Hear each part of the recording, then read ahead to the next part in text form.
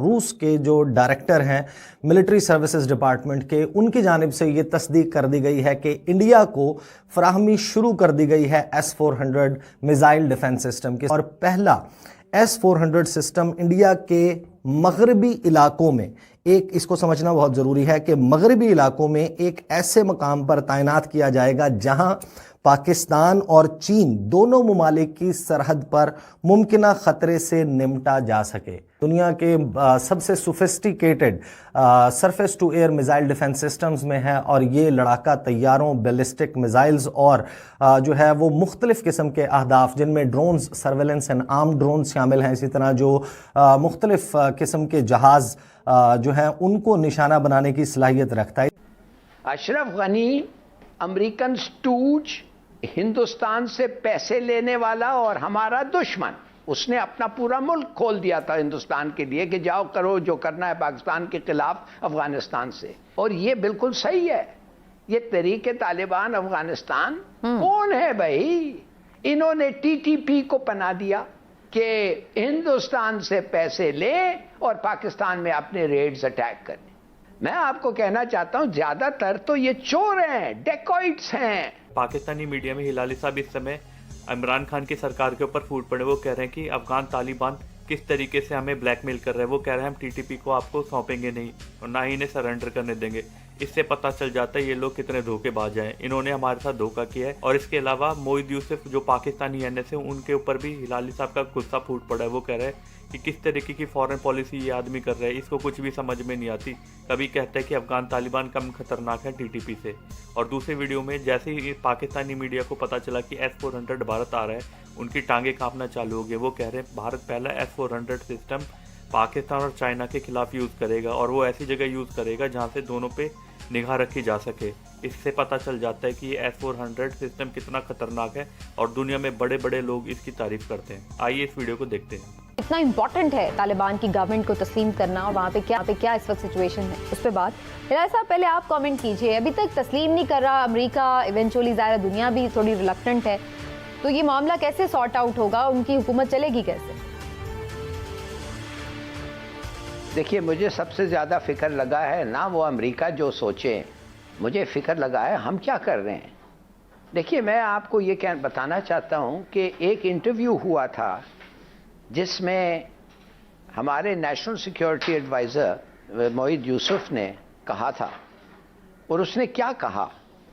اس نے کہا کہ یہ جو افغان طالبان کی حکومت ہے، یا یہ افغان طالبان جو ہیں، یہ ہمارے خلاف اتنے کوٹ ان کوٹ اینٹیگنسٹک نہیں ہے جتنا اشرف غنی تھا۔ اشرف غنی امریکن سٹوج، ہندوستان سے پیسے لینے والا اور ہمارا دشمن، اس نے اپنا پورا ملک کھول دیا تھا ہندوستان کے لیے کہ جاؤ کرو جو کرنا ہے پاکستان کے خلاف افغانستان سے۔ وہ کہہ رہا ہے کہ TTA تحریک طالبان افغانستان اتنا دشمنی ان میں نہیں ہے جتنے غنی میں تھا۔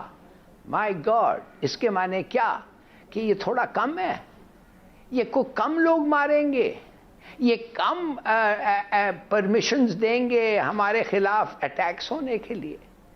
یس، اور یہ بالکل صحیح ہے۔ یہ تحریک طالبان افغانستان کون ہے بھائی؟ انہوں نے TTP کو پناہ دیا۔ میں نہیں کہتا ابھی، انہوں نے TTP کو اس وقت پناہ دیا جب ان کے کنٹرول میں افغانستان، ان کے ایریاز آف دیئر کنٹرول ادھر آئے TTP، اور نہ صرف ان کو پناہ دیا یا مدد دیا، ان کو ادھر سے اجازت تھی کہ ہندوستان سے پیسے لے اور پاکستان میں اپنے ریڈز اٹیک کریں۔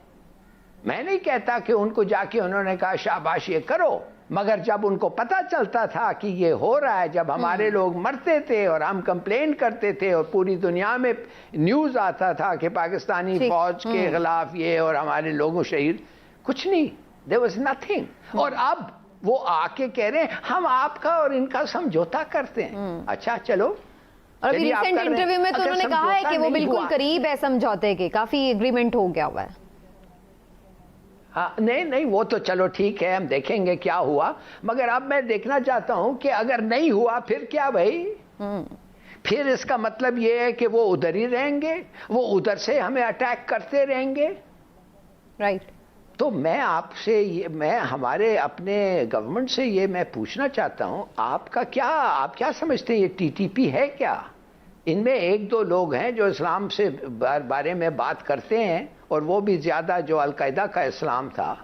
میں آپ کو کہنا چاہتا ہوں زیادہ تر تو یہ چور ہیں, ڈیکوائٹس ہیں, یہ آ کے لوٹتے ہیں. وہ رہتے کیسے ہیں؟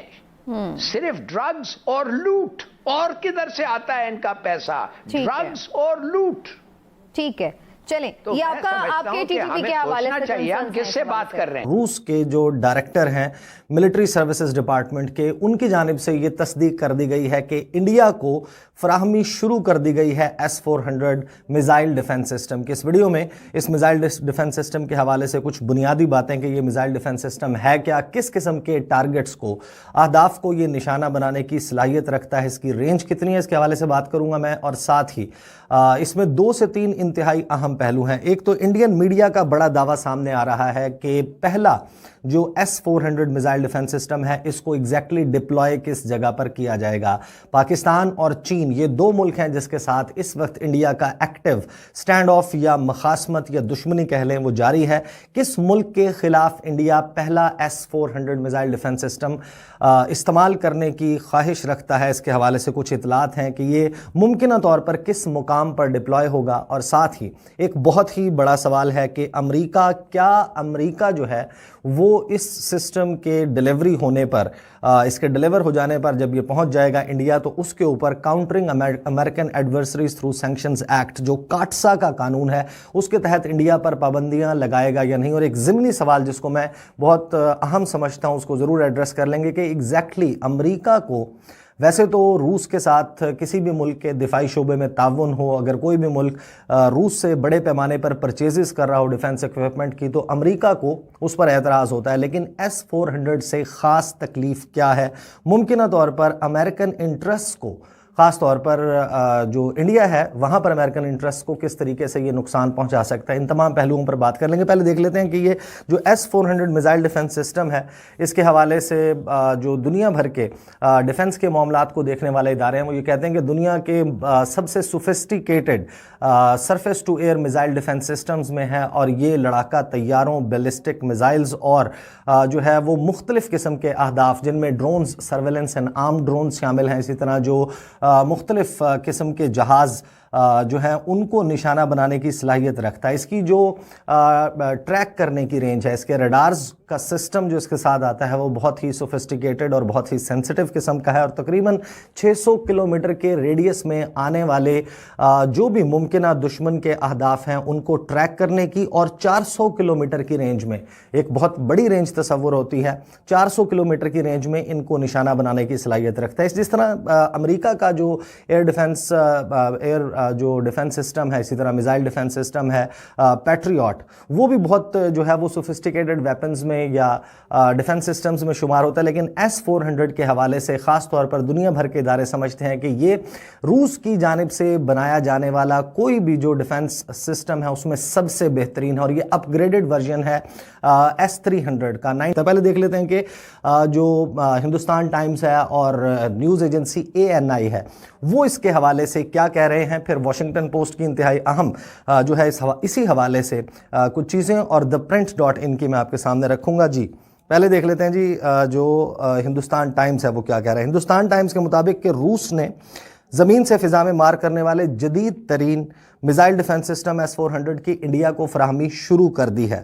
جو ڈائریکٹر ہیں federal service for military technical cooperation Dmitry Shugaev, انہوں نے دبئی ایئر شو سے پہلے روسی خبر رساں ادارے سپوتنک سے بات کرتے ہوئے بتایا کہ انڈیا کو S-400 ایئر ڈیفنس سسٹم کی فراہمی شیڈیول کے مطابق جاری ہے.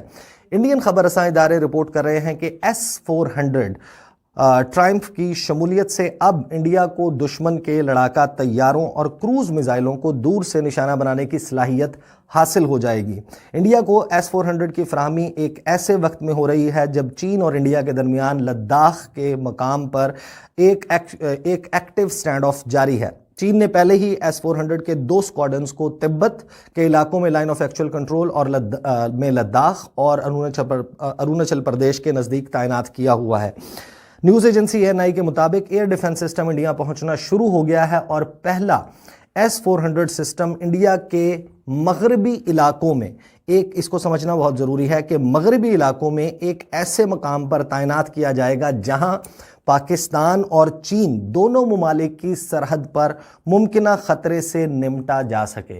Now what does that mean? इसका मतलब ये है कि एक ऐसे मुकाम पर, मगरबी का मतलब अब शुमाल मगरबी समझ लीजिए आप, क्योंकि जो ट्राई जंक्शन बनता है वो मुकाम जहाँ पर इंडिया की सरहद जो है वो पाकिस्तान के साथ भी मिलती है और चीन के साथ भी, वो शुमाल मगरब बनता है। इसका मतलब ये है कि जम्मू कश्मीर और लद्दाख ये वो 3 मुमकिना इलाके हैं इंडिया के गैर कानूनी तसल्लुत में मौजूद हैं ये इलाके, और इन्हीं इलाकों में मुमकिना तौर पर इस पहले S-400 एयर डिफेंस सिस्टम को तैनात किया जाएगा, डिप्लॉय किया जाएगा।